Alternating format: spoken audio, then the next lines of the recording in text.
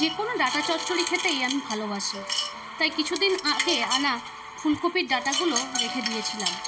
তাই আজ ওই ডাঁটাটা দিয়েই চচ্চড়ি বানিয়ে নেব। তাই আগে থেকে ভেজে রাখলাম বড়ি এবং সেই তেলেই দিয়ে দিলাম কিছুটা পরিমাণ পাঁচফোড়ন, তেজপাতা আর শুকনো লঙ্কা। সেটাকে কিছুক্ষণ নাড়াচাড়া করার পর দিয়ে দেব কেটে ধুয়ে রাখা সবজি। সবজির মধ্যে প্রথমে দিয়ে দিলাম বেগুন এবং আলু। বেগুন আলু তেলে দেওয়ার পর কিছুক্ষণ নাড়াচাড়া করে বাকি ফুলকপির ডাঁটা এবং কুমড়োটাও দিয়ে দিলাম।